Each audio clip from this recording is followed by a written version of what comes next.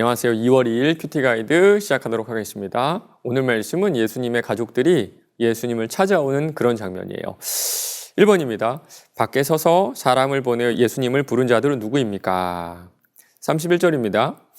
그때에 예수의 어머니와 동생들이 와서 밖에 서서 사람을 보내어 예수를 부르니. 예수님의 어머니와 예수님의 동생들이죠. 누가복음에 보니까요, 이런 말씀이 있습니다. 예수님의 어머니와 그 동생들이 왔으나 무리로 인하여 가까이 하지 못하니. 너무 많은 사람들에 둘러싸여 있어서 예수님 가까이에 도저히 올 수가 없었던 겁니다. 그런데 오늘 예수님의 어머니와 예수님의 동생들이 왜 예수님을 찾아왔을까요? 21절 보니까 이런 말씀이 있습니다. 예수의 친족들이 듣고 그를 붙들러 나오니 이는 그가 미쳤다 하밀러라. 수많은 사람들이 예수를 선지자로 여겼습니다. 병든 자도 많이 고쳤고요. 그리고 귀신도 쫓아내고요. 그리고 권세 있는 하나님 말씀도 전했어요. 그런데 가족들 보기에는 미친 사람이었던 겁니다. 붙들어 와서 어딘가 이렇게 가둬두고 감금해야 할 미친 사람. 참 이상하죠. 사실 예수님이 어떤 사람인지 어떤 모습으로 살아왔는지 가족들이 제일 잘 알고 있습니다. 예수님의 어린 시절을 대표적으로 나타내는 구절이 누가복음 2장 52절인데요. 예수는 지혜와 키가 자라가며 하나님과 사람에게 더욱 사랑스러워 가시더라. 예수의 어머니 마리아는요, 예수님이 누구인지 태어나기 전부터 천사로부터 들은 그런 사람들이죠.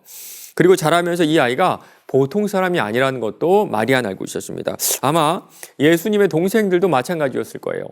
우리 형은 다른 사람들과는 정말 다르다. 정말 특별한 사람이다.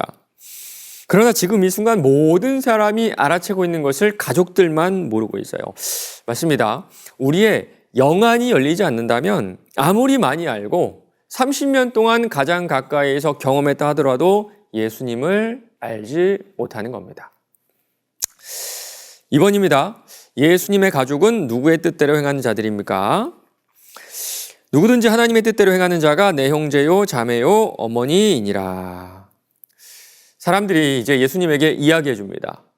예수님, 선생님, 밖에 선생님의 가족들이 찾아왔어요. 그때 예수님께서 의외의 말씀을 하시죠. 주변을 둘러보시면서 거기 앉는 자들을 바라보며 이들이 바로 내 어머니요, 내 동생이라 하십니다. 지금 예수님은요, 가족의 의미를 확장하고 계세요. 요즘 시대는요, 할머니, 할아버지들이 좀 서운해한다 그럽니다. 요즘 아주 젊은 세대들이나 또 어린 아이들은요, 가족을 정의할 때 우리 어머니, 아버지, 그리고 나 이렇게 아주 좁게 가족을 한정한다 그래요. 그래서 이제는 조부모님들을 우리 가족이다라고 여기지 않는 그런 아이들도, 그런 젊은 세대들도 있다고 합니다. 가족의 범위가 점점 작아지고 있는 그런 세상이죠. 그러나 하나님의 생각은 다릅니다. 우리 하나님은요, 하나님의 뜻대로 행하는 모든 사람이 하나님의 가족이라고 하세요. 그리고 저는 이 말씀이 아주 실제적이라고 생각하는데요. 작년 중순쯤에 저희 사촌들을 만났는데 10년 만에 만났습니다. 10년 만에. 이제는요, 사촌들보다 교회 식구들이 훨씬 더 가까워요. 제가 힘들 때, 제가 어려울 때 도와주는 것도 교회 식구들이고요. 또 제가 상담하고 또 이야기를 하는 것도 제 사촌들이 아니라 교회 식구들입니다. 피가 한 방울도 섞이지 않았음에도 불구하고 제가 어려울 때 물심양면으로 만사 제쳐놓고 돕는 것이 교회고요. 우리는 이 교회 성도들을 그냥 성도다, 이웃이다 하지 않고 교회 식구다 이렇게 부르죠. 맞습니다. 우리를 피보다 더 진하게 묶어주는 것이 바로 하나님의 말씀이에요. 그 말씀대로 행하는 자들을 이미 한 가족으로 묶어주셨음을 우리는 이미 알고 있습니다. 3번입니다. 하나님의 뜻대로 행하면 어떤 가족이 될 수 있습니까? 단순히 이웃끼리 친한 그런 가족도 있죠. 이웃끼리 끈끈해지는 것은요, 믿음이 없어도 신앙이 없어도 하나님이 중심이 되지 않아도 충분히 가능한 일입니다. 그러나 예수님은요, 우리를 당신의 형제, 당신의 자매, 당신의 어머니라고 하세요. 한국에선 이런 표현 잘 안 쓰는데요. 미국의 설교자들은요, 예수님을 우리의 큰형이라고 표현하는 경우가 상당히 많습니다. 하나님은 아버지시고 예수님은 우리의 큰형. 탕자의 비유에 나온 형은요, 동생이 돌아왔을 때 그것을 상당히 못마땅해 하죠. 그러나 우리의 큰 형이신 예수님은 당신의 몸을 기꺼이 희생하셔서 우리를 하나님의 가족으로 받아주셨어요. 탕자가 다시 집으로 돌아왔을 때 아버지의 아들이라는 그 신분이 이전과는 전혀 다른 모습으로, 전혀 다른 감정으로 다가오지 않았을까요? 하루하루 삶이 감사와 감격으로 넘쳐났을 겁니다. 여러분 어떠신가요? 여러분은 하나님의 자녀가 됐다는 것이 감사와 감격으로 매일 아침마다 다가오시나요? 4번입니다. 예수님에게서 가족을 언급하신 이유에 대해 묵상해 봅시다. 몇 년 전부터 AI가 등장하게 됐고요. 또 이제는 운전자가 없어도 운전하라는 자율주행차가 벌써 나와서 미국에서는 이미 많이 팔리고 있습니다. 또 메타버스라고 들어보셨나요?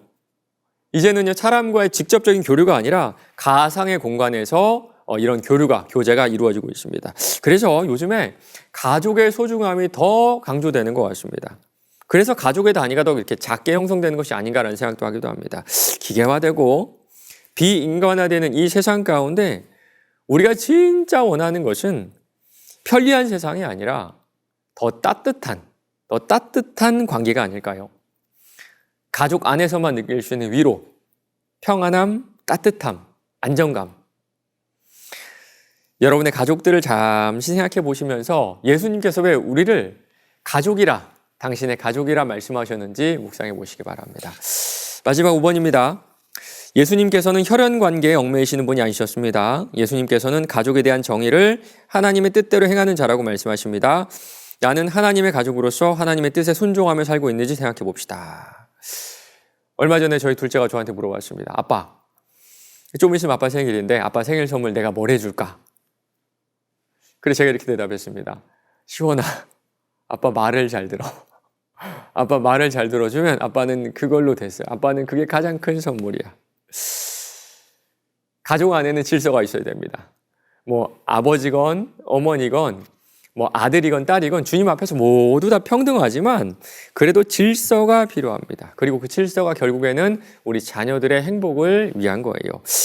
매 순간마다 또 매 선택의 순간마다 나를 고민하게 하고 힘들게 하지만 그 하나님의 뜻, 그 뜻대로 행할 때 우리는 삶의 행복을 경험하게 될 겁니다. 오늘 하루도 아무 조건 없이 나를 자녀 삼아주신 그 하나님의 은혜에 감사하며 하나님의 뜻대로 살아가시는 저와 여러분 되시기를 간절히 바랍니다.